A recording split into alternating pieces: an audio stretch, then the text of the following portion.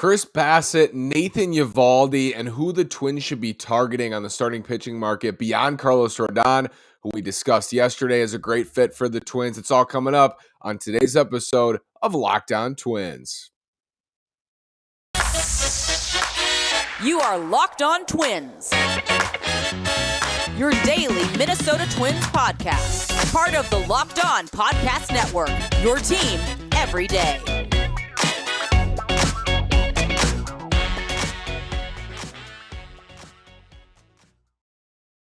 And welcome to the Locked On Minnesota Twins podcast. Today is Wednesday, November 23rd, and I'm your gracious host, Nash Walker. Thanks for making Locked On Twins your first listen every single day.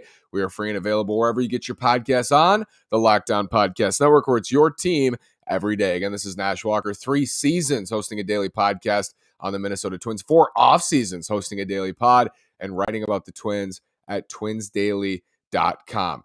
Beyond Verlander, DeGrom, Rodon, which yesterday I put Rodon in the same stratosphere as Verlander and DeGrom, which I felt like maybe it was a hot take to say he's just as good or has been just as good over the last couple of years. But I think he should be viewed similarly in terms of what you can expect in 2023 if they're healthy, and that's the biggest if for Carlos Rodon.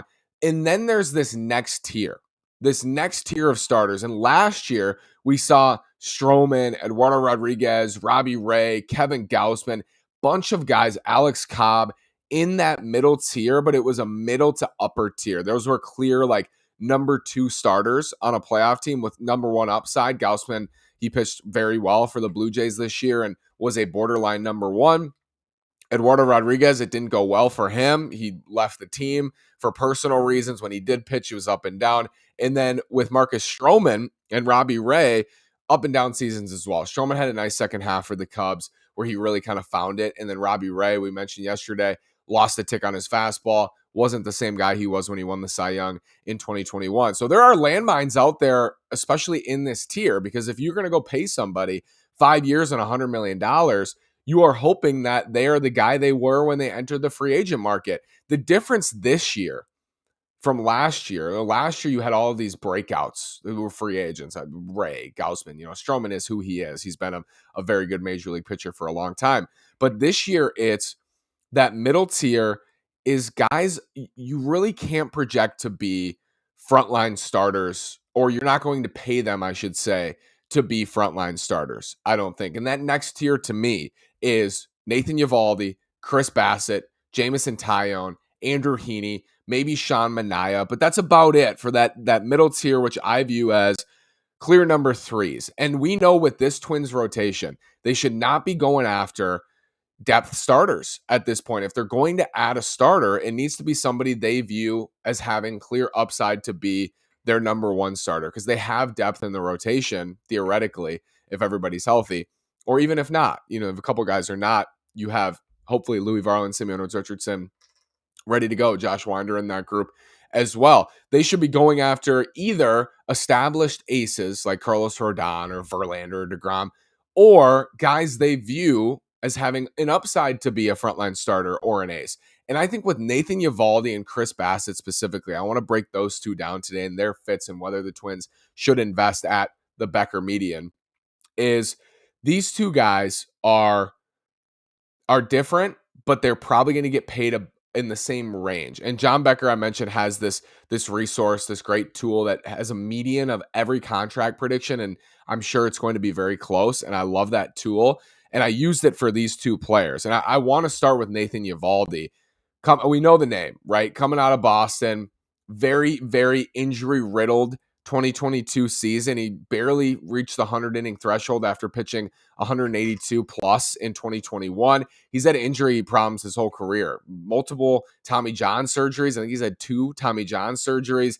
The only time he's ever gotten close to what he threw in 2021 was 2014 with Miami. He almost threw 200 innings. He was 1 out away from 200 innings, and he had a 4.37 ERA for Miami. Then went to the Yankees, Tampa, was in Boston for a while. In the last 3 years, it's been career years for Nathan Eovaldi. It's been the 3 best years of his career, essentially, outside of 2013 with Miami, but that was a shortened sample. In the last 3 years, Nathan Eovaldi, who is he, right? 61 starts, 3.79 ERA. That's an ERA plus at 1.20, a FIP at 3.43.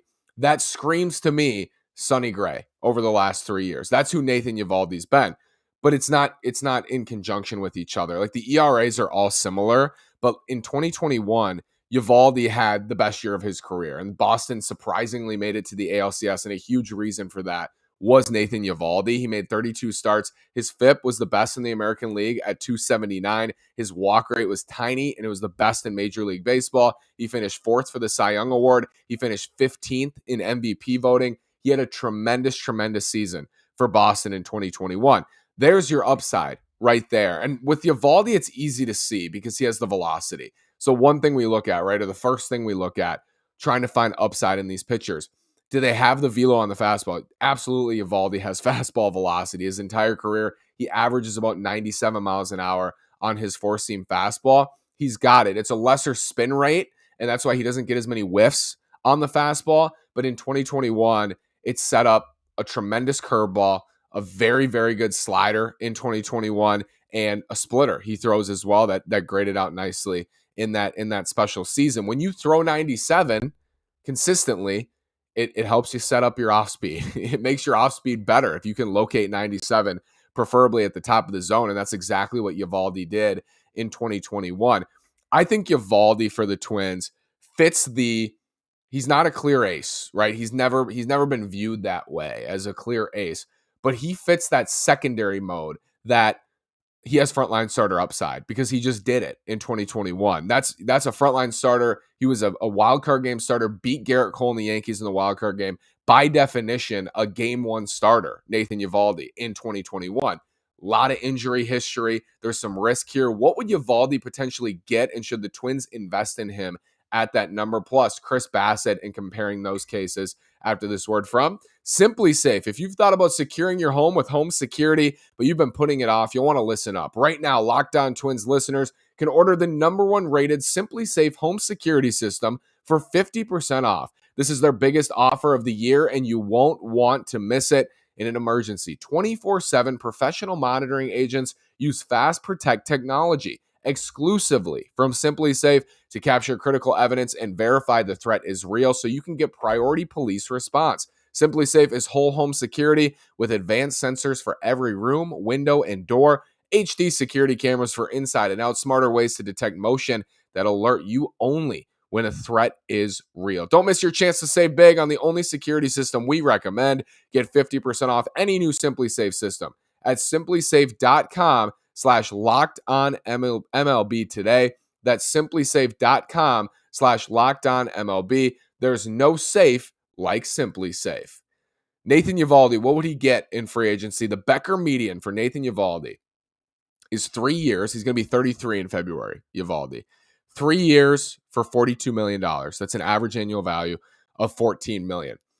If Nate Eovaldi is 2021 Nate Eovaldi, it's a great deal. That's an outstanding value for a starting pitcher. Frontline starter for $14 million on a 3-year deal. Sign me up for that all day long. If he's who he's been the last 3 years combined, 3 years, $42 million, that's about right. That's about right in free agency. So what would he bring to the Twins? It depends. Like, do you want to add another injury question mark to this team? Back and shoulder problems last year, soreness in the shoulder. That's not a good thing to hear when Tyler Mahle's been going through the same thing, and the Twins staff as a whole. So many question marks, right? Do you want to add another one in Nathan Eovaldi? I think Eovaldi is right up their alley, though, for this front office. And I touched on this yesterday with Rodon because it's similar, and it was especially last year for Rodon. They find value in guys who are often injured because they feel like it's a market inefficiency. They feel like we can get Nate Eovaldi for a lesser price. He's a good pitcher. We can get him for a lesser price because he only threw 109 innings. He's had 2 Tommy John surgeries. He's going to be 33 in February. We feel like we can get him for a good value and just kind of cross our fingers and hope he stays healthy because we believe in injury variance and we believe that it's random, right? But when you have a pitcher who's had elbow, shoulder, back, that I don't think that's necessarily random. I think at a certain point, like, there's wear and tear on his arm. Over 1,200 innings now in the majors, which it's not an obscene number. But Nathan Eovaldi's been around the block 11 years and is coming off his basically his shortest season since 2019. 2019 was just awful for him with the Red Sox. 5.99 ERA and 67 2/3. Again, limited by those injuries. And I think he's an interesting guy, especially because of the velocity and the experience. He's pitched in big games, and he has that fastball that was down over a tick last year. He averaged 96.8 with it in 2021, 96.8 miles an hour, round that up to 97. Last year, 95.7, so round that up to 96.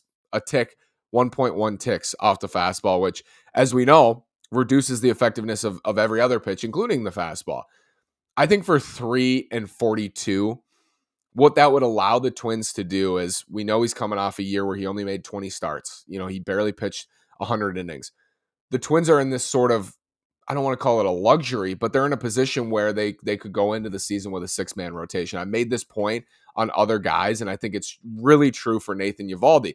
You can't expect Nathan Eovaldi to eat innings for you. If you sign Nathan Eovaldi for 3 years and $42 million, which I think the Twins would be interested in, to be honest, but based on their history and based on who they've talked to in the past and what they've been interested in doing, what you're expecting is he pitches in a 6-man rotation out of the gate to limit his innings and try to keep him healthy. He's not an innings eater for you. You can probably hope for 130 to 150 innings, but what you're hoping for is those are frontline starter innings. Those are innings that he threw in 2021 where he was very, very good. And then when you get into the postseason, okay, we have a starter who throws 96, 97. We actually have some real velocity, someone who's been there, someone who's pitched in big games in October. We have that guy in Nathan Eovaldi. That's what you're hoping for. You're not hoping for, we need to add Nathan Eovaldi to eat up 180 to 200 innings, because that ain't going to happen.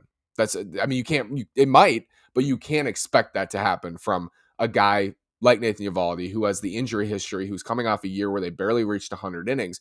That's not the expectations. That's not why you're signing him. The Twins would sign him because he's a quality starter, and you'd feel like you'd be getting a value per se because of his injury history. And you could take advantage of that. You could take advantage of the market in that way and hope he stays healthy. And if he does, boom, we got our guy. We got a frontline starter, and it only cost us $14 million for 3 years. And that's the value there. That's what they would be looking for. And the Twins are in a position this year where they don't need innings eaters. Last year, they definitely needed innings eaters. Nathan Eovaldi last year would have made less sense. You can't rely on him to pitch that many innings. This year, I think he makes a lot more sense for them because you can't rely on him to pitch that many innings. And the Twins, hopefully, if things go well in that department, won't need 180, 200 innings out of him because they already have 5 starters on opening day. Push that to 6. Kenta Maeda is going to be eased in. Sonny Gray last year didn't throw a ton of innings. Tyler Mahle was hurt down the stretch. You need that 6th man, I think, especially out of the gate, out of spring training. Nathan Eovaldi would be a great candidate for that, for 3 for 42. Do I feel the same way about Chris Bassitt coming off a really nice year with the New York Mets? You can find out after this word from BetOnline. BetOnline.net is the fastest and easiest way to get all your sports betting needs. From sports betting info, stats, news, and analysis, get the latest odds and trends for every professional and amateur league out there. From football to basketball to soccer and esports, we've got it all at BetOnline.net. Thanksgiving football, it's time. Go play at betonline.net. If you love sports podcasts, you can find those at BetOnline as well. They're always the fastest and easiest way to get your betting fix. You can head to the website today or use your mobile device to learn more. BetOnline is where the game starts. Very easy to use on your phone or the desktop. I personally prefer the desktop, but with betonline.net, it really doesn't matter what you use. It really doesn't matter what you need because they have you covered on any platform, for any sport, for any news, any analysis, any podcast, whatever you're looking for, you can find it at betonline.net. It is where the game starts. Chris Bassitt, does he make as much sense as Nathan Eovaldi? Well, he's going to be 34 in February, so a year older than Nate Eovaldi if we're comparing the two, because I view them in a similar way where they are on the market. But he's a year older than Eovaldi. He just had a really strong season for the Mets, but by his standards, it was his worst season since 2019. In Oakland in 2020 in the COVID season, he was great. He was very good in 2021 for Oakland, and then the ERA slowly crept up since that COVID season. But in his 8-year career, Chris Bassitt pitched a year with the White Sox, believe it or not, then with Oakland, then with the Mets. 3.45 ERA. That's a 1.18 ERA plus, just like Sonny Gray. Very similar. The difference between Bassitt, who has similar numbers to Eovaldi's time in Boston and over the last 3 years, the difference with Bassitt is he's a different pitcher than Eovaldi. Maybe more similar to Sonny Gray, different, but Bassitt is more pitch to contact. He doesn't have the velocity. He's a sinker guy. He's going to try to get it on your hands as a righty. He's going to try to create that. He's going to move it around the zone. He relies on that command and control. He's going to try to get a bunch of ground balls, and that's who he is, and that's how he gets outs. That's how he got outs for the Mets this year. Almost a 50% ground ball rate for Chris Bassitt. Ton of sink on the two-seamer sometimes gets away from him, and he can have command problems when he's not in the zone. But that's much different from Nathan Eovaldi, who's like your traditional four-seamer curve. Like, it's just different. Bassitt's more sinker, changing speeds, changing locations, trying to keep you off balance, trying to mess up your timing. That's Chris Bassitt. That's not Nathan Eovaldi.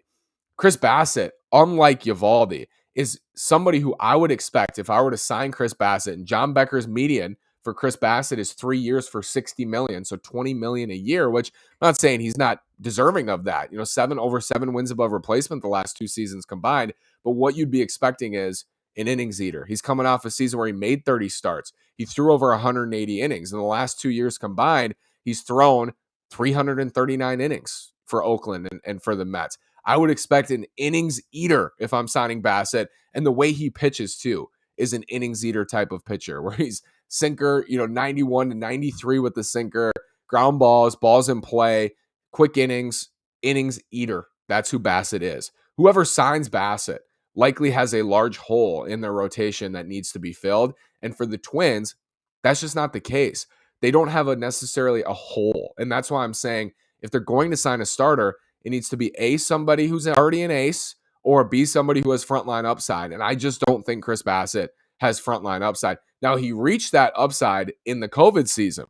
He did. And he was just as good as Eovaldi, I would say, in terms of ERA in 2021. But Eovaldi's FIP was the best in the American League because I think it's a stuff thing. It's a swing and miss thing. And that's why, he limited the homers, especially at Fenway and in the AL East for Eovaldi. It's just different.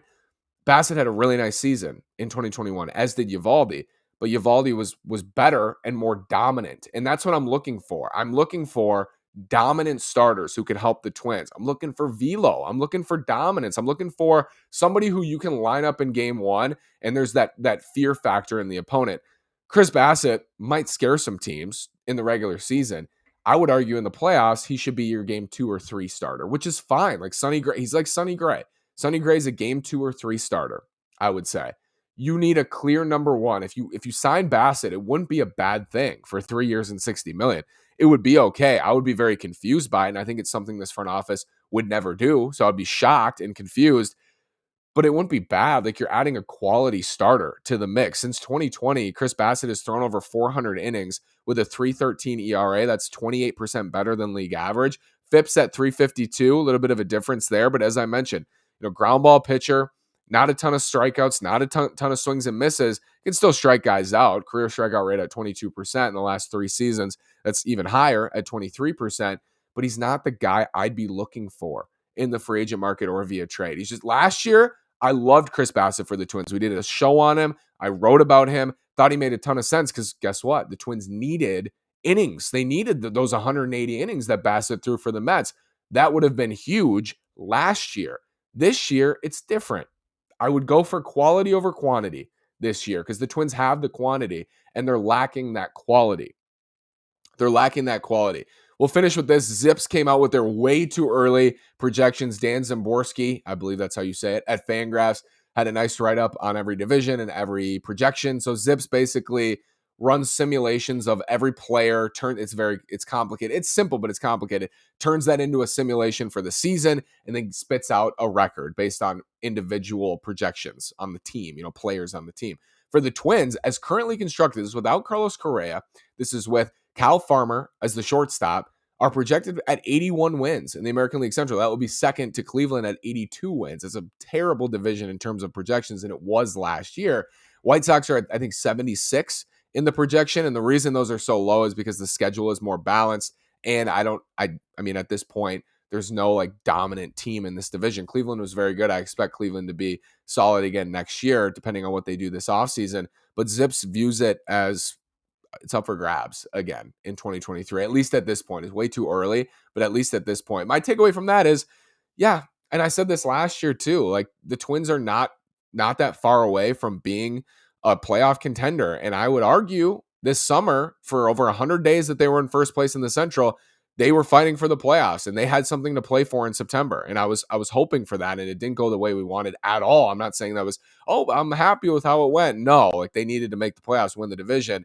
But I my point was last year, like they're not that far away from at least competing for a playoff spot. And that's what we're looking for. And I think this year the expectations are higher than that for this offseason, because you have more than just Joe Ryan and Bailey Ober returning in the rotation. You now can add Mahle and Gray and Maeda to that mix, and Woods Richardson and Varland. The depth is a lot better.